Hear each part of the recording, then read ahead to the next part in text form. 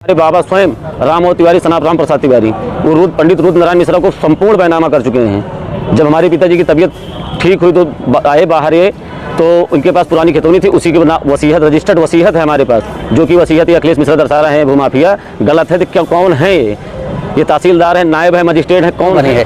बोले कि इनको चिरकुट लेके चले जाओ, नहीं तो अभी 307 आप ही को लिखना पड़ेगा। हमारे पास मोबाइल में वो है, मगर इसकी कोई जांच नहीं। हमने RGRS किया, उसको भी लक्ष्मणपुर चौकी से उसको गलत दर्शा के रिपोर्ट लगा के भेजे। इसकी भी इंक्वायरी होना चाहिए। और जो भूमाफिया केस हैं 438 में 475 में खातेदार भी हैं, बैनामा भी लिए हैं, और इसमें मुकदमा भी चल रहा है 42 साल से।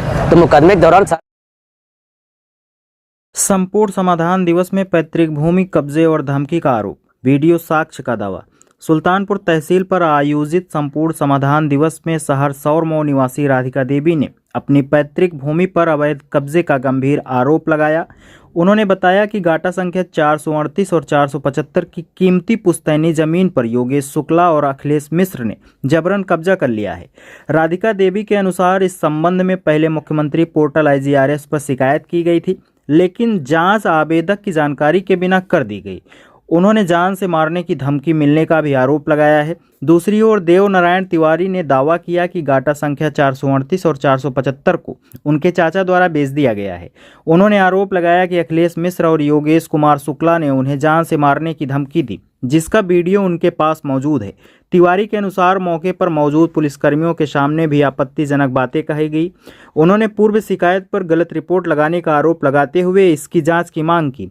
विवाद में फर्जी वरासत के आरोप पर देवनारायण तिवारी ने रजिस्टर्ड वसीयत होने की बात कही और जान माल की सुरक्षा की मांग की। हमने आज तहसील दिवस में प्रार्थना पत्र दिया तहसीलदार को, तो उन्होंने कहा कि इसको भेजेंगे, हम जो होता है जांच कराएं। क्या है मामला? क्या है मामला? है भैया कि 475 और 438 के जो है बिक्री हो गया है। चाचा हमारे सगे बेन दिए हैं हमको, अखिलेश भूमाफिया और योगेश कुमार शुक्ला भूमाफिया जान से मारने के खतरा है, मारने को कहे हैं। और जिसमें कि दरोगा साहब थे और दीवान साहब थे, उनके सामने वीडियो बनी है। बोले कि इनको चिरकुट लेके चले जाओ, नहीं तो अभी 307 आप ही को लिखना पड़ेगा। हमारे पास तो मोबाइल में वो है, मगर इसकी कोई जांच नहीं। हमने RGRS किया, उसको भी लक्ष्मणपुर चौकी से उसको गलत दर्शा के रिपोर्ट लगा के भेजे। इसकी भी इंक्वायरी होना चाहिए। और जो भूमाफिया केस हैं 438 में 475 में खातेदार भी हैं, बैनामा भी लिए हैं, और इसमें मुकदमा भी चल रहा है 42 साल से। तो मुकदमे के दौरान सारा कागज़ कैसे इन्होंने बांटा है? और जब मैं अपनी जो अखिलेश मिश्र हैं, हाँ जी, उनका आरोप है कि 3/10/2025 को आपके द्वारा एक 437 और 458 में वरासत करवाया गया, जो फर्जी उस हमारे पास रजिस्टर्ड वसीयत है ना, रजिस्टर्ड वसीयत है। 438 में 475 में जब सगे चाचा बेचे, एक बाप के बेटा का लहुरा का जेठा, तो क्या एक को मिले एक को न मिले? तो आरोप है 437 और 458 में जो वरासत। अरे उसको पिताजी बेच चुके थे ना, उससे हमसे क्या मतलब है? जिसको बेचे हैं उससे हमने बात हो गई है, वसीयत में चढ़ा आया उससे हमसे, 0 दिखा रहा है, उससे हमसे क्या मतलब है खितौनी से? आपकी मांग क्या है? हमारी मांग 438 475 की खितौनी से हमसे कोई मतलब ही नहीं। रुद्रनारायण को लिखे, रामो तिवारी खुद लिखे, तो हमारी क्या उसमें जिम्मेदारी भाई? उसी को लेकर चल रहे हैं। आज आपने एप्लीकेशन दिया है, हमने क्या है आपकी? हमारी मांग यही है कि हमारी जान को रक्षा किया जाए, और इसकी जो है ज़मीन की जो आप बता रहे हैं जो धमकी दी गई है, क्या इस संबंध में आपने तहरीर दिया है थाने पर? बिल्कुल RGRS किया है, DM किया। थाने पर तहरीर दिया है? थाने पे भी दिया हूँ। कौन से थाने? वो लक्ष्मणपुर चौकी। दीवान भी गए थे, बड़े दरोगा भी गए थे, उनके सामने जो है कह रहे हैं 307 कर देंगे, अभी तुम्हें को लिखना पड़ेगा। और क्या बताऊँ मैं?